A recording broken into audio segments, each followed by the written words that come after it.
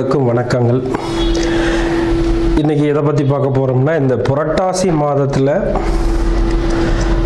நம்ம 12 ராசிக்கு உரிய என்னென்ன அமைப்பு இருக்குது, எப்படி இருக்குது, இந்த மாதத்தில் இந்த 2025 எந்தெந்த அமைப்புகள்லாம் வர இருக்குது அப்படிங்கிறத பற்றி பார்க்கலாம்.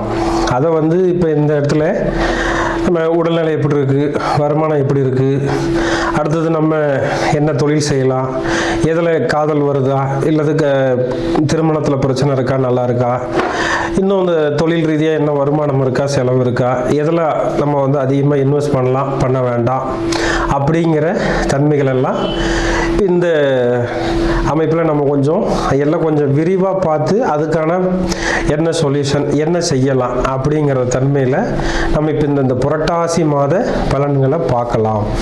அதில் இப்போ ஒவ்வொரு கணக்குலேயும் ஒவ்வொரு சூழல்கள் வரும். ஒவ்வொரு ராசிக்கு இந்த மாதிரி செய்யலாம், செய்யக்கூடாது அப்படிங்கிற ஒரு சூழல்லாம் இருக்கும்.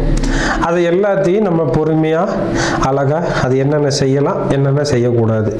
ஏன்னா மக்களுக்கு எதில் எடுத்தாலும் அவசரம் இருக்குது, அதே அளவுக்கு பொறுமை குறைஞ்சிக்கிட்டே இருக்குது. அப்போ அந்த பொறுமையாக என்ன சொல்ல வரோம், அதில் இருக்கிற ப்ளஸ் ஆர் மைனஸ் என்ன, அதை தெரிஞ்சு அதை அனுபவப்படுத்தி அதை நீங்கள் உங்கள் லைஃப்பில் பொருத்தி அதை நல்ல ஒரு ஆழ்ந்த சிந்தனையோடு எடுத்துகிட்டு போய் அதை நீங்கள் சரியாக பயன்படுத்திக்கிறீங்கன்னா இந்த ராசி பலன் அந்த விஷயம் இருக்கு இல்லையா, அது மாத ராசி பலன். அப்போ இந்த மாதத்தில் நீங்கள் எதை செஞ்சால் சௌரியமாக இருக்கலாம், எதை செஞ்சால் கொஞ்சம் டிஸ்டர்ப் ஆகும் அப்படிங்கிறத பற்றி இப்போ நம்ம பார்க்கலாம். கன்னிராசி நேயர்களே, அன்பர்களே, ஆன்மீக அன்பர்களே, அனைவருக்கும் வணக்கம். இந்த கன்னிராசிக்கு புரட்டாசி மாத பலன் 2025 எப்படி இருக்குது அப்படின்னா, நீங்கள் இந்த மாதம் உடல்நிலையை கொஞ்சம் கவனமாக பார்த்துக்குங்க. ஏன்னா உடம்புக்கு தேவையில்லாத சிக்கல்களை பண்ணிக்கிறதுக்கான சூழல் இருக்குது. உங்களுக்கு ஹாஸ்பிட்டல் போகிறதுக்கு, மருத்துவம் பார்க்குறதுக்கு கம்பல்சரி ஒரு சூழல் இருக்குது. அந்த வெளியூர் வெளிநாடு போகிறதுக்கு ஒரு சூழல் இருக்குது. நிறைய அலைச்சல்களை பார்க்குறதுக்கு ஒரு சூழல் இருக்குது. நிறைய செலவு பண்ணுறதுக்கு, விரயம் பண்ணுறதுக்கு ஒரு சூழல் இருக்குது. அது மருத்துவ செலவாகவும் இருக்கலாம், வெளிநாடு போகிறதா இருக்கலாம், வெளியூர் போகிறதாக இருக்கலாம். அது சம்பந்தமாக சில தன்மைகள் கொஞ்சம் தப்பாக இருக்குது. ரெண்டாவது, உங்களுக்கு இப்போ கண்டச்சனி, என்ன இந்த கன்னிராசிக்கு கண்டச்சனி அப்படின்னு ஒரு சூழலும் இருக்குது. இந்த கண்டச்சனி பொதுவாக உங்களுக்கு அது பாதகத்திலே இருக்கிறப்ப அது கொஞ்சம் சிரமங்களை கொடுக்கும். அதில் இந்த மாதத்தில் உடல் ரீதியாக இருக்கிற சில தொல்லைகளை தரும்.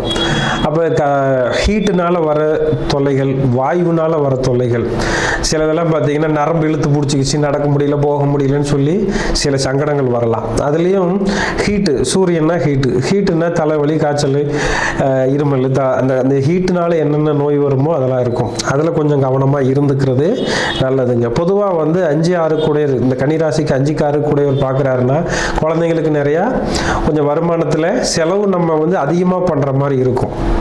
ஸ்கூல் ஃபீஸ் கட்டுறது, போகிறது வர்றது, அதேமாரி குழந்தைங்களுக்கு மருத்துவ செலவு வைக்கிறது. அவங்களுக்கு ஆப்போசிட்டாக நம்ம இப்போ பண்ணுறது ஒரு சில இதெல்லாம், குழந்தைங்களுக்கு ஒரு தேவைகளை வாங்கி கொடுக்காமல் இருக்கிறது, குழந்தைங்களை பகச்சிக்கிறது, இந்த குழந்தைய அடிக்கிறது, உதைக்கிறதுன்னு சில தன்மைகள் இந்த மாதத்தில் போகும்.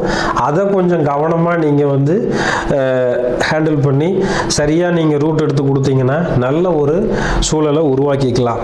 பொதுவாகவே சூரியன் உங்களுக்கு விரையாதிபதியாக இருந்து அது உங்கள் ராசியில் நிற்கிறதுனால சிலருக்கெல்லாம் பார்த்தீங்கன்னா லட்சக்கணக்கில் கடன் வரும்.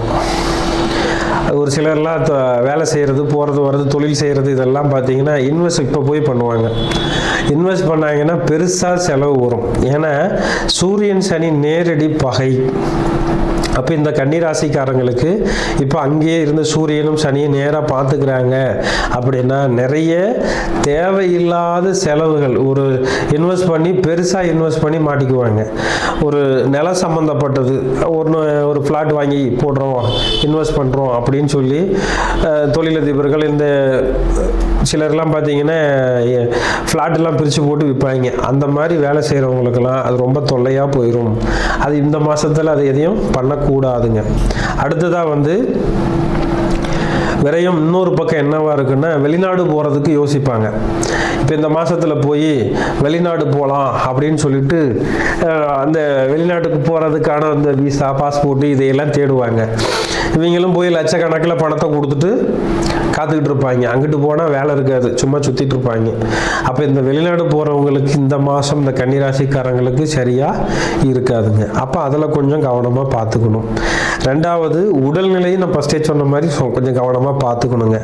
அடுத்தது, தொழில் ரீதியாக கொஞ்சம் வேலை செஞ்சிட்டு இருப்பார். சிலர்லாம் பார்த்தீங்கன்னா இந்த கார்பரேட் கம்பெனின்னு சொல்லக்கூடிய சில இதில் பார்த்தீங்கன்னா இவங்கெல்லாம் சிஸ்டத்தில் வேலை பார்க்குறவங்க, இந்த கம்ப்யூட்டரில் வேலை பார்க்குறவங்க, இந்த போக்குவரத்து துறையில் இருப்பாங்க. எல்லாருமே வந்து டைப் பண்ணுற வேலையாக செஞ்சுட்டு இருப்பாங்க, கம்யூனிகேஷன் சம்மந்தப்பட்டது. அந்த வேலையெல்லாம் இருக்கிறவங்கெல்லாம், அதாவது பொதுவாக ஐடி ஃபீல்டு, அவங்கெல்லாம் இந்த ராசிக்காரங்களுக்கு இப்போ இந்த மாதத்தில் கொஞ்சம் சௌகரியம் கம்மியாக இருக்குதுங்க. அதை நீங்கள் கவனமாக ஹேண்டில் பண்ணிக்கிட்டிங்கன்னா சரியாக போயிடும். இதுக்கு வந்து நீங்கள் தரிசனம் பண்ணுறது வந்து 100% பெருமாளை வந்து சனிக்கிழமை நாளில் வழிபாடு பண்ணுறது ரொம்ப சிறப்பாக இருக்குங்க. முயற்சி பண்ணுங்கள், சரியாக இருங்க.